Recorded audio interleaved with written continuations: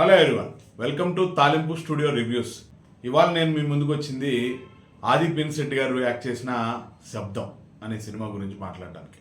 ఈ సినిమా కథా కమామిషిలోకి వెళ్ళే ముందు రోజులాగే ఒక చిన్న రిక్వెస్ట్, ప్లీజ్ మీరు చేసే ఒక్కొక్క లైక్ ఇలాంటి కంటెంట్ ఇష్టపడే వాళ్ళకి ఈ కంటెంట్ చేరడానికి మాకు చాలా సపోర్ట్గా ఉంటుంది. Please like, share and subscribe Thalimpu studio.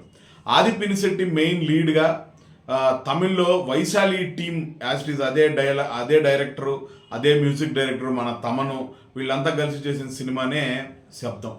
ఇది ట్రైలరు, టీజర్ అవి రిలీజ్ అయినప్పుడు చూసిన చాలా ఎగ్జైటింగ్గా అనిపించింది.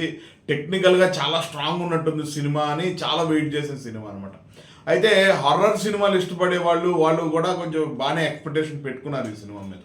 ఎందుకంటే వైశాలి హిట్ అంత గ్యాప్ వచ్చినా కానీ వైశాలి మీద అందరికీ ఉండే ఇదనమాట అలాంటిది. అయితే శబ్దం కథ విషయానికి వచ్చేటప్పటికే ఒక క్రిస్టియన్ పెద్ద కాలేజు, ఆ కాలేజీలో వెంటనే ఒక 2 నెలల గ్యాప్లోనే 2 మర్డర్లు జరుగుతాయి అనమాట. అవి మర్డర్లా, అవి సూసైడ్లా ఏంటని తెలుసుకునే క్రమంలో ఆ కాలేజీలో దెయ్యాలు ఉన్నాయి, ఆత్మలు ఉన్నాయి అని చెప్పి ఒక రూమర్ నడుస్తూ ఉంటుంది.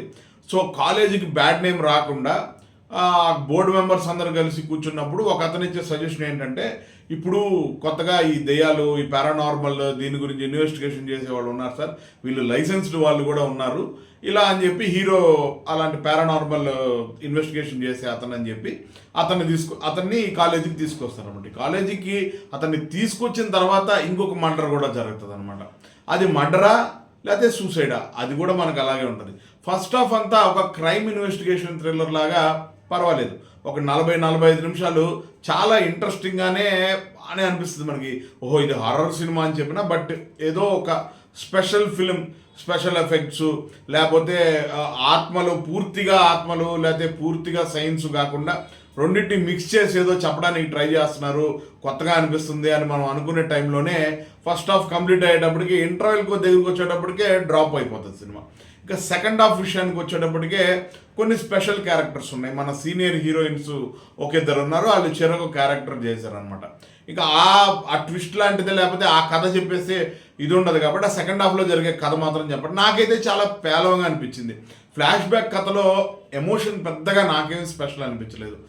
బేసిక్గానే కొంచెం అదొక ఏదంటే ఈ హారర్ సినిమా అనగానే ఒకటే చేస్తున్నారు అన్నట్టు నాకు అనిపిస్తుంది అనమాట. లారెన్స్ గారి సినిమాలు కావచ్చు, లేదంటే ఇంకెవరి సినిమాలు అయినా కావచ్చు, ఆడాళ్ళు, రేపులు, లేదంటే అనాథలు, మర్డర్లు, ఇలాంటి ఒక జోన్లోనే తిరుగుతూ ఉంటుంది. ఏదో ఒక సంబంధం లేని ఒక రీసెర్చ్, సౌండ్ మీడియంగా వాడుకోవడంలో ఖచ్చితంగా ఫెయిల్ అయ్యారనే చెప్తుంది. ఎందుకంటే వైశాలి విషయంలో వాటర్ని ఒక మీడియం లాగా వాడుకొని ఆడియోని కనెక్ట్ చేసి చాలా కొత్తగా అనిపిస్తుంది ఆ సినిమా.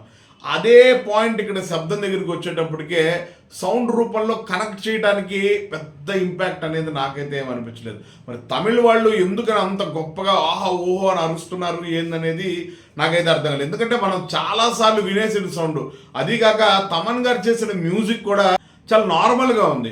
ఇప్పుడు ఆ బామ్మ చెప్పే కథ లాంటి పాట యూట్యూబ్లో ఆల్రెడీ రిలీజ్ చేసిన పాట కూడా మనకి భీమ్లా నాయక్ సాంగ్ లాగా, లేకపోతే అరవింద సమేత మ్యూజిక్ లాగా ఇలాగే అనిపిస్తూ ఉంటుంది.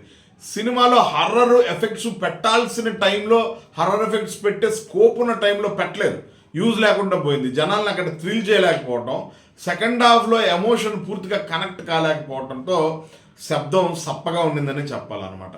సో హర్రర్ సినిమా ఇష్టపడే వాళ్ళు, బాగా ఎక్కువ హర్రర్ సినిమా చూసే వాళ్ళకైతే ఎందుకు అని అనిపిస్తుంది. శబ్దం అనేది ఒక just average flick, above average కూడా కాదనమాట.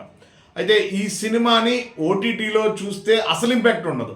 ఏదన్నా చూడాలి అనుకుంటే థియేటర్లోనే చూడాలి, ఎందుకంటే సౌండ్ డిజైనింగ్ బాగుంది, సౌండ్ ఎఫెక్ట్స్ బాగున్నాయి, అంతేగాని మిగతాదంతా పెద్ద గొప్పగా ఏమనిపించలేదు. బట్ ఎక్కువ ఎక్స్పెక్ట్ చేసాం ఆది పినిశెట్టి గారి దగ్గర నుంచి. ఈసారి మిస్ అయింది.